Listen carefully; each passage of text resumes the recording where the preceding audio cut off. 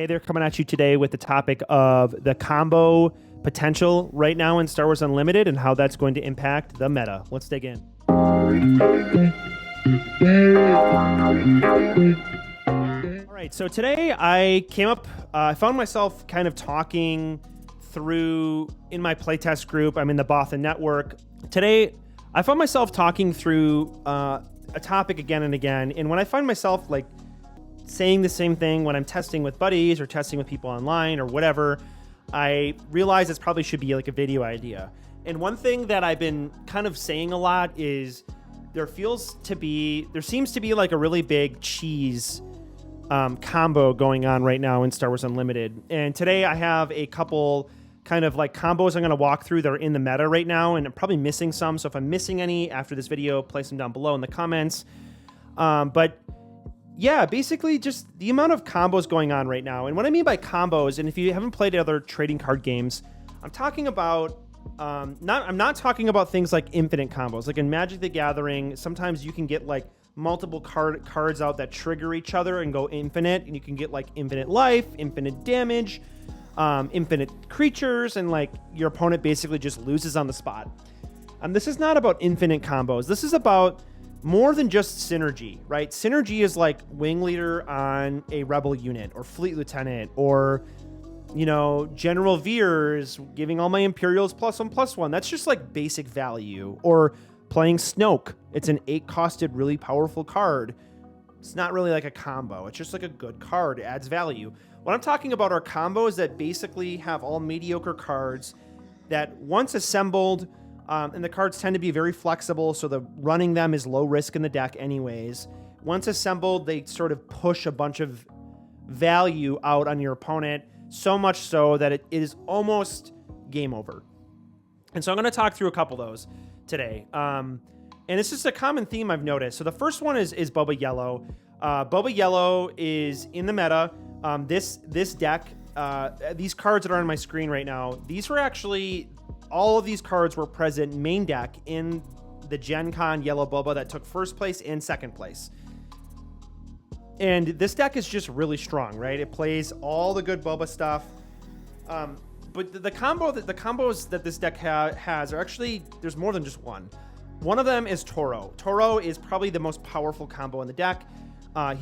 Toro is a 3/5 unit for 3 resources, so you can play it on turn 2. When you play another bounty hunter unit, you may deal 1 damage to it. If you do, ready Toro and use this ability only once each round. So what you can do is you could, on the next turn, on the 4 resource turn, you can play Blaster on Toro, attack for 5, and then play Greedo or Bounty Hunter Initiate, which are both 1-costed units that are bounty hunters that will ready Toro, and you can attack with Toro again. Another combo you can use here is Cunning. You can give, Cunning actually has a mode where it gives the unit +4 for the entire phase. And so this one's a little bit riskier because your opponent can respond to it, but if you know they can't, you can +4 Toro, making them a 7/5. So anything that attacks into Toro is going to die in the game, pretty much. And he can attack for 7. And you can also choose the return a non-leader unit with 4 or less power to its owner's hand. And with Boba's leader ability, you can untap a resource. So after hitting for 7, you can play a Greedo or a Bounty Hunter Initiate, and you can attack for 7 again. Either of these plays present 10 to 14 damage on the third turn. That is absolutely insane. And if you've played a turn 1 play, you probably have gotten in for 2, maybe 4 more damage on top of that. So that's anywhere between 14 to 18 damage on the turn 3 resource. And the Hotshot Blaster play has very low risk, right? You're going to guarantee 5. Toro is hard to answer, hard to kill. It's very strong. The other combo in the deck is a New Adventure. A New Adventure says return a non-leader unit that costs 4 or less to its owner's hand, then its owner may play it for free. So Fet's Fire Spray, if you play Fet's Fire Spray, you can attack for 5, then play a New Adventure the same turn, right? So if you play Fet's Fire Spray, attack for 5, your Boba leader kills something, untap 2 resources, play a New Adventure, attack for 5. That's 10 damage without having double Fet's Fire Sprays. Very strong. The last combo here is Forlom. Forlom can ambush in, and then you can actually play Zuckuss on the next turn, so they kind of have like Rebel synergy. I wouldn't call it necessarily a combo, but I wanted to put it in here because I just think it's very, very strong. Moving on, Hey Kid really doesn't have a huge combo here. I wanted to mention it, though, because I wanted to kind of make you aware of it. Redemption can be played, actually discounted with Han Solo, and then you can actually heal for the full 8. So it's kind of like a weird combo where you can heal more life than you probably should be. And then Luke Skywalker here, you can actually play a second Luke to kill your first Luke and give -6, -6. What's really important about that is because Han Solo can play Luke discounted, you can actually play a fresh Luke full health on 7 resources, kill your first one to kill something else, and just really stop your opponent from winning the game. Really, really good. The next here is the Tarkin deck. I actually was really high on this deck. Took 9th at Gen Con.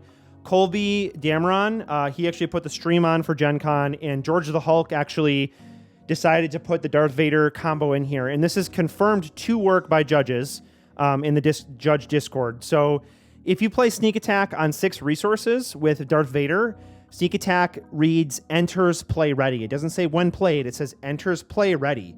And so Darth Vader will enter play ready. You can resolve search the top 10 cards of your deck, search for any number of villainy units with combined cost 3 or less. So you can search up a Snow Trooper Lieutenant, which lets you target an Imperial unit and give it +2/+0. Vader is an Imperial unit. So that allows you to attack 7 to base or do a unit and then resolve the ambush. So you can do 7 to base, untap, resolve the ambush, which reads ready the unit, and then attack a unit. Then you can do 5 to another unit. So that's very good. You can kill 2 units. You can do 7 to base, kill a unit. And from Colby's own results, he told me that this combo actually ended up winning him many games where he was able to just get that 7 damage out of nowhere. No one was expecting 7 damage to base with a Darth Vader. Very, very strong. I actually really love that combo, and I think more people should be playing it because Darth Vader is just nuts. Especially in this deck where it plays a bunch of 1-drops, you can often find 2 to 3 units easily in space and ground. So you can play a Snow Trooper and like a TIE LN and just continue to like put pressure on even if you're not winning. All right, the next one here is Green Sabine. I forgot the Darksaber. That's just a very good card. But the Heroic Sacrifice K2, that does 9 damage to base. And then Wrecker is probably one of the most broken cards ever printed at Rare. Don't know why he wasn't a legendary. What's really good about Wrecker is you can actually ECL him in Energy Conversion Lab. You give him ambush until end of turn. And you resolve the when played, so you can deal 5 damage to a ground unit. What's really good about that is if there's a 6 health ground unit, you can apply that 5 damage to it and then finish it off with the ECL, maximizing the amount of overwhelm you would do, which would be 6. So if you ECL Wrecker in, he can often do 6 to base, which is crazy. And then you also have a Wrecker out there. It's just nuts. It puts your opponent in a really, really tough spot. To do that much damage from hand is crazy, which is why this is probably one of the number 1 or number 2 deck in the game right now. Next is the tried and true combo deck here is Han Solo. I think this is the deck that actually, it was the Boba Yellow in this one that really made me say the word, wow, I felt like I lost because I was cheesed. I was, a cheesy win or I was cheesed out. And it just, the Tech DJ combo, if you don't have an answer to it, it can feel like you just got cheesed. Like you just lost. You had no chance at winning. And so you have to be aware of these combos because you can play around them. And if you're not aware of them, you're just going to get blown out and it's going to suck. And so this deck can play Tech DJ. So what's strong with this is Tech on turn 2. Then you go to turn 3. You go up to 5 resources with the Han Solo ability. And then you can actually pull DJ out with the Tech discount, the Tech alternate smuggle cost, and then steal a resource. You go up to 6 resources. Han Solo then can deploy on turn 3. Dumb. And attack and kill something or do 4 to base. And then you can actually get another resource. And so you can often then play like a 2-drop or something like that with Han Solo. And you have like 4 or 5 units out there. And it's like, wow, what just happened? And then on top of that, Han Solo is probably the closest to like a combo deck that I would know in the game right now, just on the leader.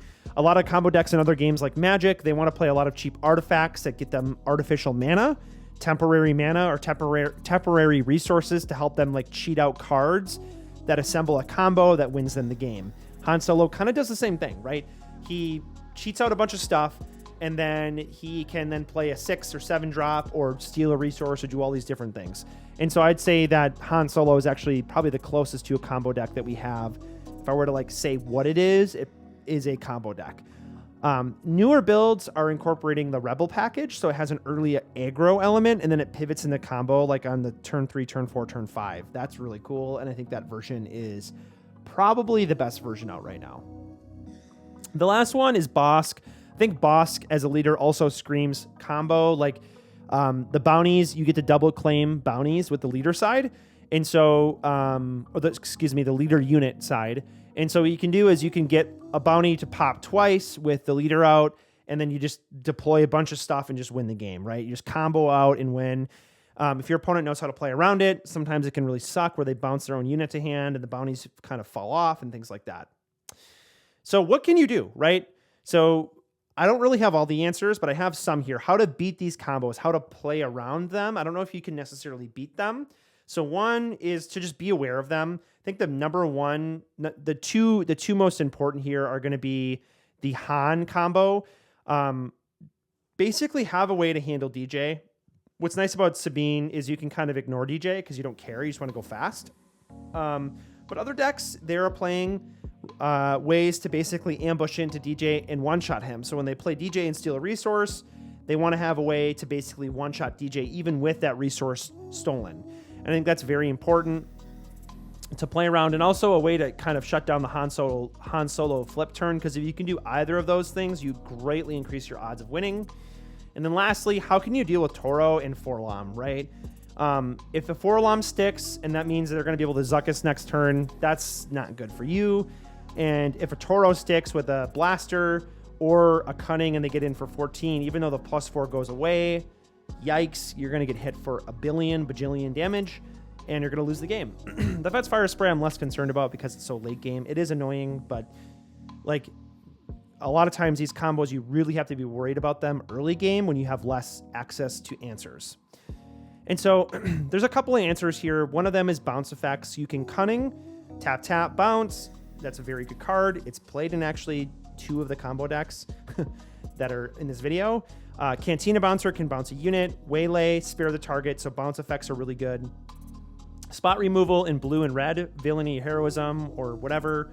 Actually, it's just blue, static blue, and then there is some blue heroism removal, a little bit, like Mystic Reflection. But yeah, basically blue and red removal, and black removal is going to help too. Just being able to spot, kill something, that's a problem. And then hand disruption. So being able to take the combo pieces out, prevent them from winning. Like if they have Cunning in hand, you take it out with Body Rook, which lets you take out a non-unit card. Play a Cunning because you can randomly discard. Spark of Rebellion, look at their hand, take anything out. And then surprisingly, Lothal Insurgent has actually been really good, where I've won games against Green Han where Lothal Insurgent says if you played a card before this card, your opponent draws and then randomly discards. So if they only have 1 or 2 cards in hand, sometimes they draw like a 2-drop, shuffle, randomly discard their bomb. Like, okay, you just lost the game. It's a very interesting card, actually. I think that I'm pretty high on this card right now because of the randomness. I think some decks kind of need that to basically take out the problem card.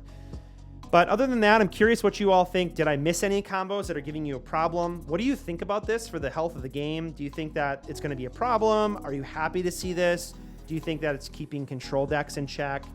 Yeah, I'm just curious what you all think. And it's something that I've realized and I wanted to make a video on to make you aware. Because when you go to locals and somebody hits you with 14 damage on a Toro and you weren't aware of that, which, admittedly early on in the meta, that happened to me where somebody hit me for 14 with Toro and I was like, I think I did have the Bamboozle in hand to shut it down in the double Cunning deck I was playing at the time.